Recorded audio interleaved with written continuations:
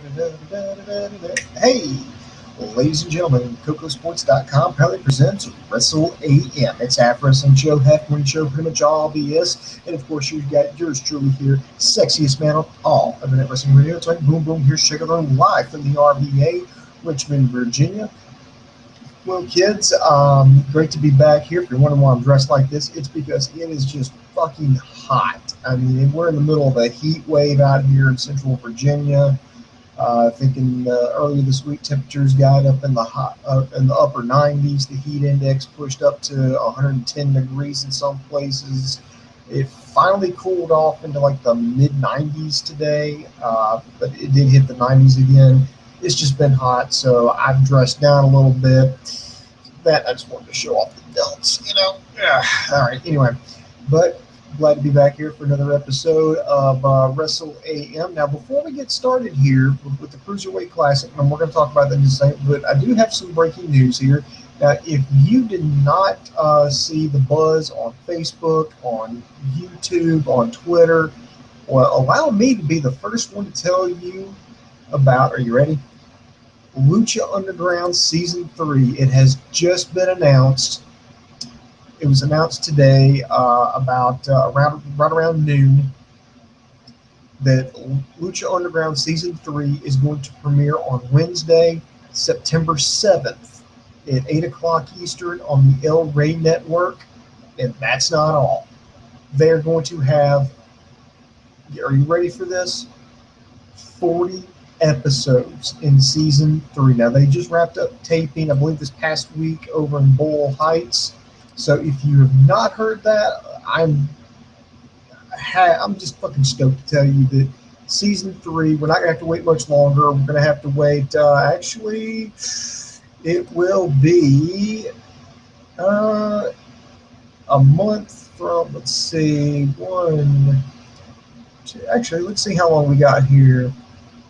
So on September 7th, so let's just say, so 1, 2, 3, 4, 5, roughly almost 6 weeks. About 6 weeks, we're going to get more Lucha Underground. And if my math is correct, that's going to take us well into mid-June. So I couldn't be happier. So Lucha Underground coming back on September 7th. Going to be 40 episodes. That'll take us into June.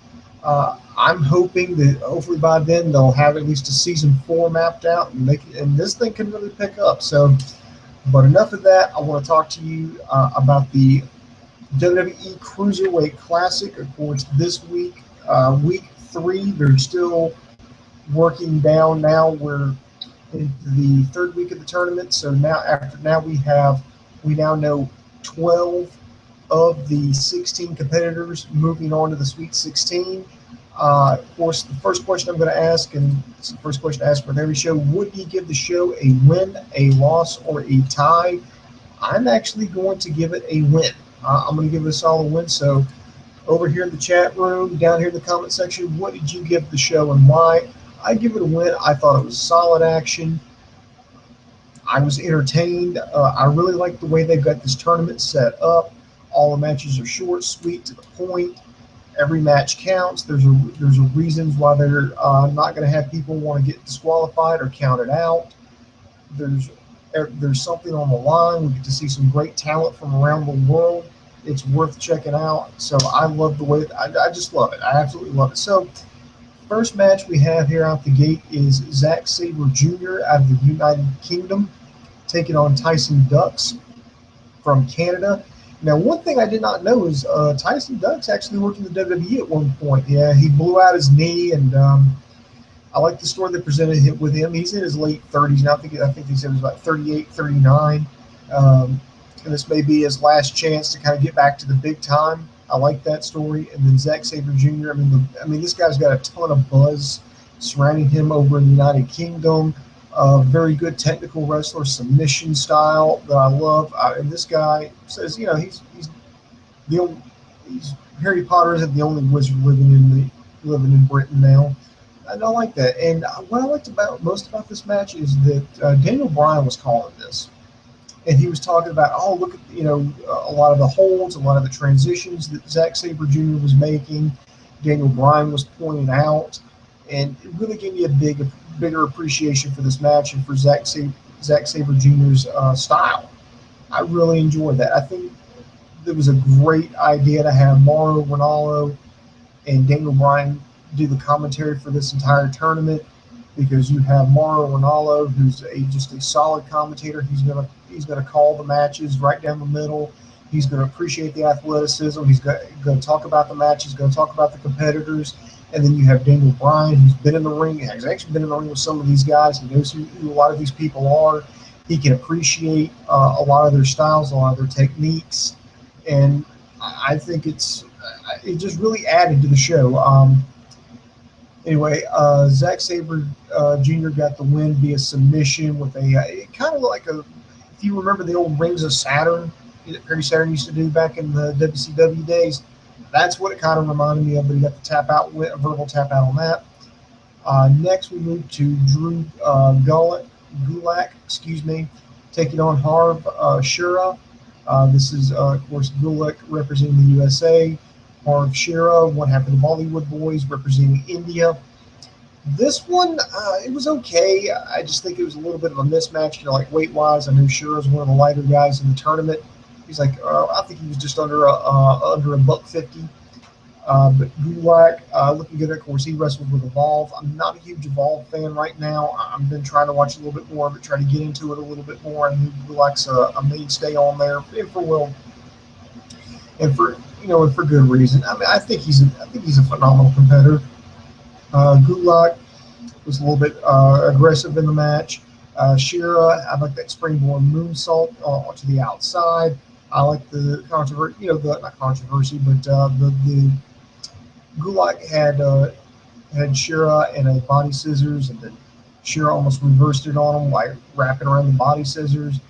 But eventually, Gulak hit the body scissors and put like a dragon sleeper like maneuver. This caused a tap out, so Gulak wins. He moves on. Next was kind of this match here. I'm sorry. With WWE, I'm going to have some problems with this match. Tony Nese versus Anthony Bennett. I kind of had some problems with this. And I don't think it was necessarily anybody's fault. I just don't think WWE was thinking things through when they put this match together. You had Tony Nese, who's just under 200 pounds. He's about, I think they said he weighed about 196, 197, and then you had Anthony Bennett, one of the lighter guys. I think he was like 145, somewhere there. But anyway, Nese had about 50 pounds on this kid, and I do stress kid. This guy he was like fucking 19.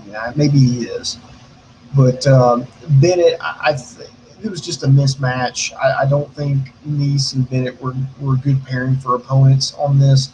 Nese, and by the way, Nese was like deceptive, man, because if you just would have showed me a picture of Tony Nese, and they said, well, what do you think, what do you think this guy is? I was like, oh, this guy's got to be a heavyweight. He's not that big. I think he's like 5'8", he's right around 5'8", 5'9", and he was just under 200 pounds. But from the way he looked, the way his build was, I mean, looked like this guy, could be wrestling with the heavyweight. So if I was WWE, I would probably take a look at maybe signing this guy, because I mean, if you got him where he can wrestle cruiserweight, and then maybe put on about 10 pounds, and then he could go out and wrestle the heavyweight, I would probably get this guy. Looked pretty good. But Bennett, it was actually really scary in this, because Nese was working over Bennett. Bennett was trying to use his speed. I like how they kept working the tornado DDT, but Nese hit like this spinning power slam and dumped Bennett right on his arm. I don't know if he might have separated his shoulder or knocked him the fuck out, but there was one point where the referee actually stepped in, like Nese was going to the top rope for the finish, and the referee was like, hang on, check it out. And I was actually worried for a while that Bennett was actually legitimately knocked the fuck out. And so, but I guess to Bennett's credit, he told the referee he was fine, and the referee moved out of the way and said, okay, have at it. And Nese hit a beautiful 450 splash, got the pin, got the win. They had their trainer going there and checking on Bennett, and at one point I saw him, they were checking his head, they were checking his arm. I think at one point I saw him checking his leg. So that was a very scary, very, very scary moment. And I just really think they could have done a better job with the pairings on that one. I really think Bennett should have took on maybe like someone like Harv Shura, someone closer to his own weight class, because Nice had about 50 pounds on him, and that's just for what they're trying to. If they're like mainstays, I'm like, you can deal with it, but this was something they could control here, and I really think they could have done a better job of preparing. Then we got to the main event, Brian Kendrick versus Raul Mendoza. Brian, of course, the Brian Kendrick representing the USA. Raul Mendoza, a luchador from Mexico. This one got down and dirty easily. You know, Kendrick. You know, he actually trains. Some of the talent at Full Sail University. I thought they were bringing him in as just a name to fill one of the slots, and basically just have like an opponent and to have someone advance. No, they kind of turned this around. Mendoza, man, he got bloody early. He took a kick right to the mouth. It was just, I mean, boom. I mean, just blood goes everywhere. Referee checks on him. He's fine. He's good to go. He kept going. You had Brian Kendrick, since he was in with the WWE, he could actually legitimately just play a heel. Whereas a lot of these guys, I mean, you know, these guys, they have to be neutral. I mean, they can have maybe some face or heel tendencies, but they can't go full blown either way around because it's part of a tournament. The whole point is not necessarily like, I'm a good guy, you need to cheer me. I'm a bad guy, you need to boo me. No, it's we need to show you how good we are because we want you to care about this tournament. But eventually, Kendrick got the win with, I think he called it the bully lock. It was just a choke like maneuver. Got the tap out, got the win. So next week, well, overall, I enjoyed the episode. It's worth checking out. Like I said, we've got 3/4 of the brackets already. Next week will be the fourth and final show for the first round. Then after that, we move to the Sweet 16. Then after that, we move to the Elite 8, and so on and so forth. And so far, it's looking pretty good. We've got Rich Swann. He's a guy in NXT taking on Jason Lee. Noam Dar versus Gurv Shura. That's the brother. That's the other half of the Bollywood Boys. That's Harv's older brother. Then Jack Gallagher versus Fabian Eichner. And then this is interesting. Johnny Gargano taking on Tommaso Ciampa. So I want to see how that goes, how that hammers out there. But all in all, I really, really been enjoying this tournament. I like the way it's been presented. I like the talent that they've found. Some of the, you know, maybe this is a sign of how good they've pulled some of this talent. There's been some guys that I've been disappointed that they've lost in the first round, and I don't get to see them again. I hope it leads to bigger and better things for some of these people. I know it's definitely beneficial for the talent. Even if they do lose out the first round, I mean, you can still promote the hell out of that. And maybe it's a foot in the door for something else a little bit better. I know they've been, WWE, you know, it's because of stuff like this that they've brought back the Cruiserweight division. That's another thing they've added to Raw. And plus, it's another way to kind of keep talent coming into the Performance Center. So maybe good things around the corner for NXT and therefore good things for Raw and SmackDown. So who knows? All right. Overall, not like it. Let's see. If we got. Oh yeah, we got plenty of questions. So let's get some questions here. Bradley Cassidy, the Cruiserweight Classic time needs more people in here though. Yeah, I would like more people to tune in and watch here. Will that clash with NXT? I hope not. No, this is totally separate than from NXT. I mean, if anything, it's introducing new talent. I mean, it helped springboard the Cruiserweight division. I mean, there was a big announcement that they brought that back.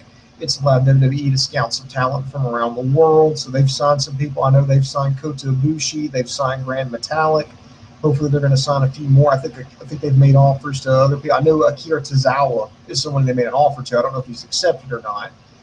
So that's good. And plus, it gives even these guys who've lost first round, it gives them exposure.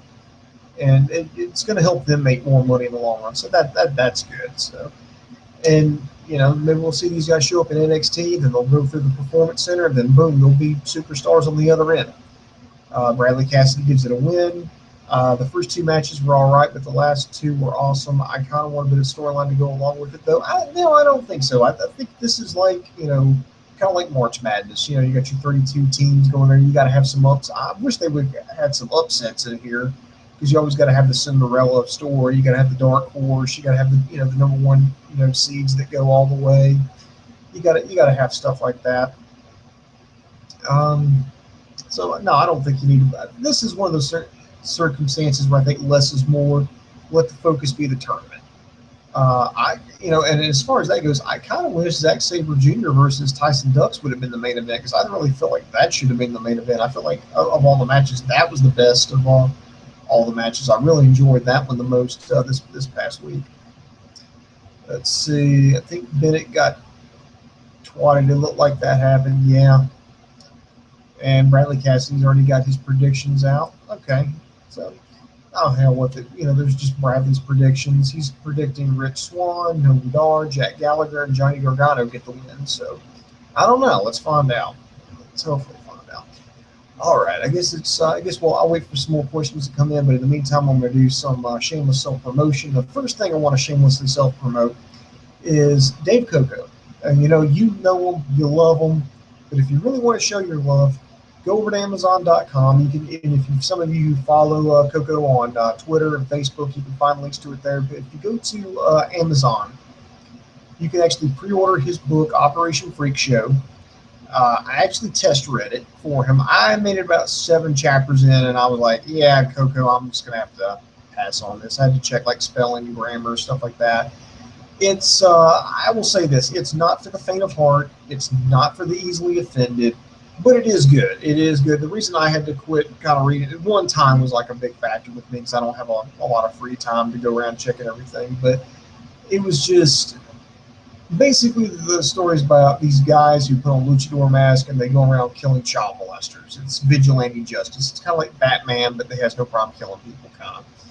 And for me, it was not because of that. Is because Coco based some of the locations, the people off real people, and a lot of it was, I know it was a lot of exaggerated, but for me to think that maybe something this actually happened was just too much for me to handle. But I think if I picked up a copy when I order mine, I think I'll be in a little bit better of a mindset. I've got to remind myself it's all fiction. This wasn't real. This didn't happen. Maybe it's there's some things that are based off real people. Maybe an exaggeration of somebody or character, if you will, of someone. But it's still interesting. It's worth checking out. So you can find that over on Amazon.com. And if this does well, Coco's got a ton of ideas for more books. I believe he said, and I'm not making this up, 60, like an idea for like 60 more books here. So, but you got to get this one to sell if you want to see the other 59 more. The other thing I want to promote is you can find us on, make sure you subscribe to us on YouTube, Facebook, and Twitter. Just look for KocoSports, ProWrestling.me. Just look for us on there. You'll find us there. We're always cranking out shows, so we're always available, and we'll always be more than glad to take your questions. Also check us out, ProWrestling.me and KocoSports.com. We're about the same jackasses. I've got something coming up a little bit later.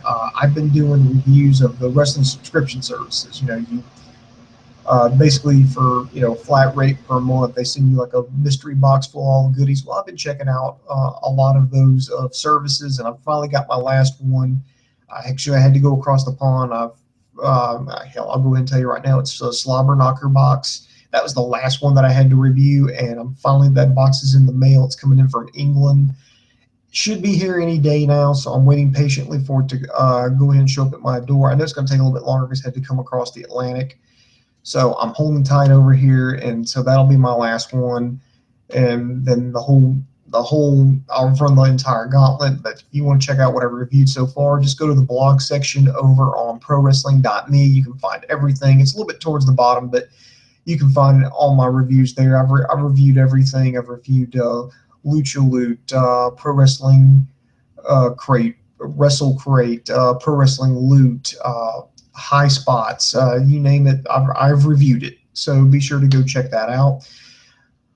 Whew. Let's see, Bradley Cassidy. Is it a comic book or a novel?